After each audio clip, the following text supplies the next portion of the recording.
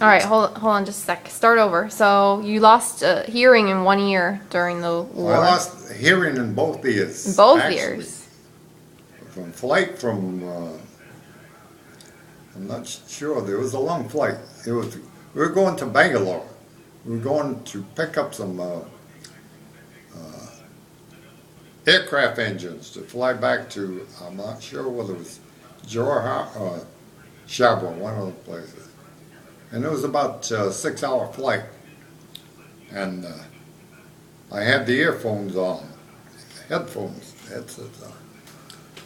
And of course, for an extended period, I was probably guilty of not removing them. And when we landed, I took the headsets off, and I could hardly hear. It was hardly hear above a whisper. And it was a night flight when we landed, and I couldn't go to sick bay till the following morning. It was sick call. Following morning, I went there and saw the physician, and he sent me to a specialist. And at that time was eye, ear, nose and throat specialist. And he told me, he says, well, it'll probably wear off, it's a temporary thing. Well, one did come back.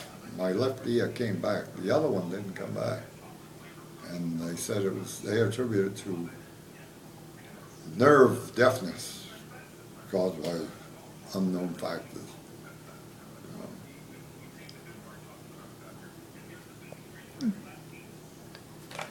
All right. So you were in the United States when the war when the war ended, because you had come back for training, more training. You were in California, you said. Say that again. When the war ended, you were in the United States, right? When the war ended, yes. You were in California? When the war ended in Europe, I was still in India. Oh. When the war ended in Japan, I was in the United States. Yes, I was in Long Beach, California, getting ready, taking advanced radio training. And the thing is, we were scheduled to be flown over to be part of the invasion. Oh, there's the mail just came. The mail truck just went back. You can erase that part. Okay. Huh? All right, let's go back. You said you were scheduled to be part of an invasion? Yeah, part of the invasion. That was the reason for getting there. We sent us over to California. Everybody was being mustered to California to get part of that final onslaught on Japan. And of course, atomic bombs ended that necessity. You know. And so you just went back home? They just said, okay, it's over, go back home? Or how did you complete your service? How did I complete what? Yeah, so you were in California. I was in California. And the atomic bombs were dropped. Atomic bombs. And the war was over. A week later, the second atomic bomb went off, and that's when Japan decided to capitulate. And of course, saved me from going overseas for a second time. And from there, I was sent back, believe it or not, to Scott Field to be mustered out. You know, imagine I was sent back almost to the original place of entry. You know. Coming full circle. Yeah, yeah. And then that was it? Then you went back home? I went back home and went to work as an apprentice pipe fitter. And you got married as soon as you got back? We got married, and my life started from there. All the How did your family and everybody receive you when you came home, when the war was over? They were happy, of course, right? Everybody said hi. You know, it was no big parties. I didn't have no big reception. I remember coming home by bus with my duffel bag, you know, and I had the flight jacket and everything. I drew most of the attention from nurses that were on the bus. nurses are going back to New Bedford Fall River. And then, I was the only service guy on the bus, I guess. I didn't get no parties or nothing. It was, hey, it's something that part of your life, you know. And how did it feel to be back home? How did you readjust? How long did you readjust Well, right away, or were there things that took a It while? was, you know, it was good and it was bad. It's a mixed feeling. You're good to see your family, and bad that your friends, you don't see your friends anymore. You know? It's like you got two families. You know, you left one family to come back to your original family. It's a hard thing to experience. Hey, it's. What about your old friends from before the war? Well, the sad part about a lot of my old friends never came back.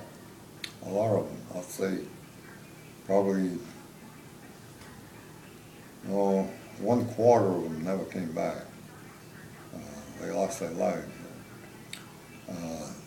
The others, well, I met a few of them, and things would change for them as well. Some of them married, some of them moved to other, their new homes were in California. A lot of them had moved down to the West Coast. You know. Things were completely different from when I first went in.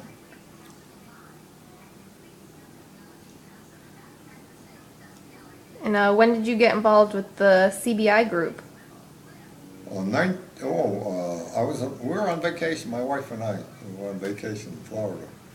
I used to take, during my work years, I'd get a few days off, well, I should say a few weeks off in the spring of the year when things were slow on our heating business that I was connected with. To take the time off, and we used to go down to Florida. We used to drive down to Florida. Not drive down. We used to mostly come by train, actually. Train, the train was the mode of transportation we used to take. And when we got down here, we used to rent a car. I'd rent a car from various places. And we used to drive around different parts of Florida, exploring it, you know. And we happened to be down in Mineral Springs, down in Florida, that's on the West Coast, near Northport. And we were looking at a local newspaper, and we saw CBI gathering at this function place, you know, down in Mineral Springs. I said, gee, CBI. And gee, I wonder what that's all about. That was a group that already had been formed. I didn't know about it. You know, they formed years prior to me joining. I said, gee, I got to look into that. And the function was going to be held in a Chinese restaurant. I said, I don't want to go to Chinese restaurant. Yeah, you can put that in or not. Why not? It's China, Burma, India. Well, It's appropriate. huh? It was appropriate. Well, anyway, so when we got back home, I had belonged to the VFW. I didn't know about China, Burma, India organization. I got home and reading the VFW magazine, monthly magazine, and I saw in the back it was a reunion of China, Burma, India veterans. And I said, wow, I got to inquire about that. So I did. There was an address in there, and I wrote and got information, and I joined. And our first meeting was, I believe it was 1993. It was, the reunion was in Atlanta, Georgia. But we went there, and after that, every yearly function, we went to it. I was part of the national organization for many years, and then I found out there was a local organization. It was on Cape Cod, Massachusetts, and also there was one in Rhode Island. And the one in Rhode Island that was closer to our place of residence. At that time, we lived in Lakeville. I said, let's go to the one in Rhode Island. Choose the one in Rhode Island. It's much closer to drive to. Besides going to gatherings in the summer down at Cape Cod, the driving's terrible. You know, the traffic is terrible. So we joined that. And let's see what year that was. Let's see.